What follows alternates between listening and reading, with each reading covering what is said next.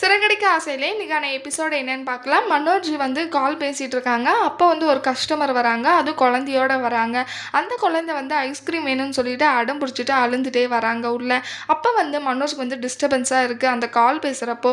அதனால திட்டுறாங்க, என்னம்மா குழந்தைய இப்படி கூட்டிகிட்டு வரீங்க அப்படின்னு சொல்லிட்டு, அழுகையை கொஞ்சம் நிப்பாட்டுமா, ஏதாவது கீழே போட்டு தள்ளி உடச்சிட போகிறாங்க, கொஞ்சம் பார்த்துக்கோங்கன்னு சொல்லிட்டு மனோஜ் சொல்கிறாங்க.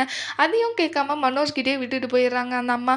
எங்கன்னா அழுறா அப்படின்னு சொல்லிட்டு மனோஜ்கிட்டயே போயிட்டு அந்த பையன் அழுந்துட்டு இருக்கு. அப்புறம் அங்கே இருக்கிற திங்ஸ் எல்லாம் எடுத்து நோண்டிட்டு இருக்கு. ஏன் அமைதியாக இருடா, ஏதாவது போட்டு உடச்சிட போகிறேன்னு சொல்லிட்டு மனோஜ் வந்து சொல்கிறாங்க. அது கேட்டு அவங்க அம்மா வந்து பார்க்குறாங்க. ஆனாலுமே கண்டுக்காமல் இருக்காங்க. அந்த பையன் அதுக்கப்புறம் ஏதாவது பண்ணிகிட்டே இருக்கிறான்னு சொல்லிட்டு மனோஜ் போயிட்டு அந்த பையனை அடிச்சிடுறாங்க.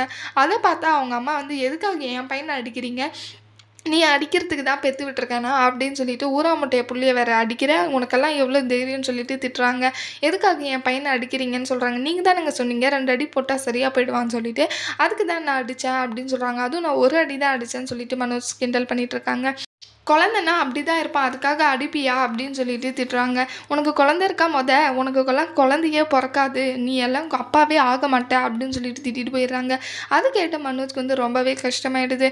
என்ன இப்படி சொல்லிட்டு போகிறாங்களேன்னு சொல்லிட்டு, அதனால போயிட்டு ஹாஸ்பிட்டலில் பார்க்கலான்னு சொல்லிட்டு அவனும் அவன் ஃப்ரெண்டும் போயிட்டு பார்க்குறாங்க. அங்கே போனால் அந்த டாக்டரே பைத்தியக்கார டாக்டராக இருப்பாங்க. அந்த டாக்டரோட அப்பா தான் அந்த பைத்தியக்கார இவங்களாம் இருந்திருப்பாங்க.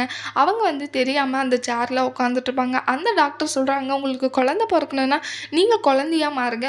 4 விஷயம், நீங்கள் நல்லா குழந்தை மாதிரி அழணும், பால் புட்டியில் பால் குடிக்கணும், நீங்கள் குழந்தை மாதிரி நடந்துக்கணும், தொட்டிலில் தூங்கணும் அப்படின்னு சொல்லிட்டு சொல்கிறாங்க. அதெல்லாம் கேட்டு மனோஜ் சரி அப்படியே பண்ணுறேன்னு சொல்லிட்டு போயிட்டு வீட்டில் பண்ணிகிட்டு இருக்காங்க. அப்போ வந்து அந்த பைத்தியக்கார அப்பா வந்து அவங்க டாக்டர் வராங்க.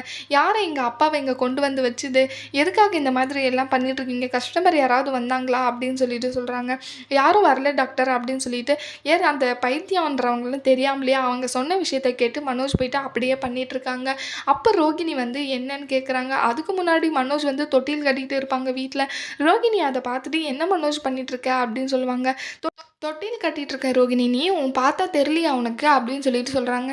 எதுக்காக இப்போ தொட்டில், நமக்கு ஏதாவது குழந்தை இது பிறக்கிறதுக்காக இந்த மாதிரி பண்ணிகிட்ருக்கியா, அதாவது ஜோசியக்காரனை பார்த்துட்டு வந்தியான்னு சொல்லிட்டு கேட்குறாங்க. அதெல்லாம் இல்லை ரோகிணி, நான் டாக்டரை பார்த்துட்டு வந்தேன், அந்த டாக்டர் தான் சொன்னாங்கன்னு சொல்லிட்டு சொல்கிறாங்க.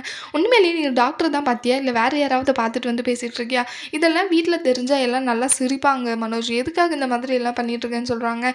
இந்த மாதிரி தான் ஷோரூமுக்கு வந்தப்போ இந்த மாதிரி எல்லாம் நடந்துச்சு, அதுக்காக தான் போயிட்டு நான் டாக்டரை பார்த்தேன், நமக்கு குழந்தை பிறக்கிற விஷயத்தில் எதுவுமே பிரச்சனையாக நடக்கக்கூடாது அப்படின்னு சொல்லிட்டு மனோஜ் சொல்கிறாங்க. அதை கேட்ட ரோகிணி கோவப்பட்டு நிற்கிறாங்க.